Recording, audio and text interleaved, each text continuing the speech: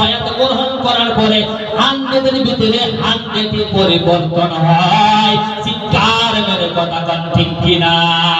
আমার কথা কোন ঠিক কিনা? আজকে থেকে টাঙ্গাটাঙ্গি করবেন কি?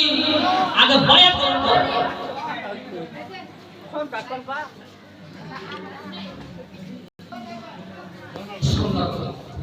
মান আহাব্বা সুন্নতি ফাকাদ আহাব্বানি ওয়া মান আহাব্বানি কানা মাইয়া জান্নাহ। চিৎকার মেরে কোন সুবহানাল্লাহ। তাহলে আমল দিলে মানে সুন্নাত নব, সুন্নাত আমল কিসের আমল? সুন্নাত। এইগুলো আমল করার পরে আকীদা ঠিকঠাক করে নামাজ রোজা করার পরে জীবন চক্র করে বাদ দেওয়ার পরে শিরকুল নিয়ে এর নাম কয় আমল। তোমার জীবন পুরাই না তুমি শুনবে, তোমার সকল পুরাই না তুমি শুনবে, আমি শুনবি।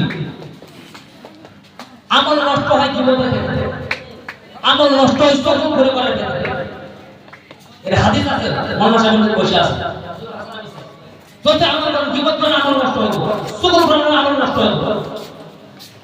আমি নিজে নামাজ আমল ঠিক নাই, আমার একজন নিজে বায়াত করেন আর একজন বায়াত করেন। প্যারা মুসলমান, তাহলে প্যারা মুসলমান যদি হাদিস বললাম তাহলে আমাদেরকে হাদিস কোরআন বুঝে আইছে না? বুঝাইছে না? বুঝেন না? আবার কাইলে বলছে আদম যখন বসে বলতে মাত্র হজবাস করে গেছে কিছুই বুঝি আমি তো লোকজন বলাইছে একটা একটা শব্দ একটা কথা বুঝাই দিছে প্যারা মুসলমান।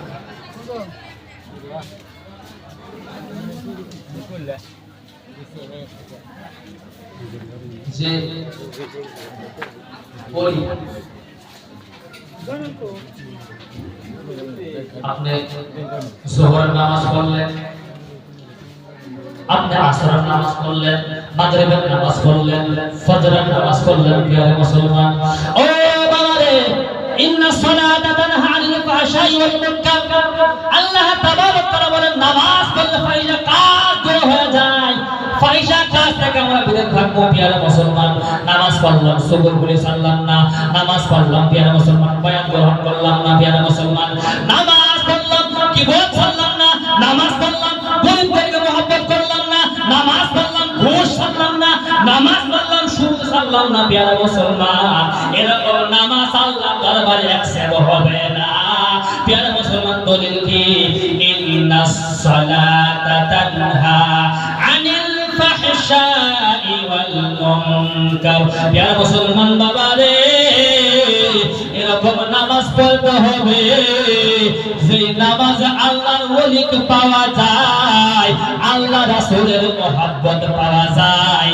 এরকম নামাজ পড়লে সে কাম হবে, এগুলো নামাজ ছাড়া কোনোদিনও কাম হবে না।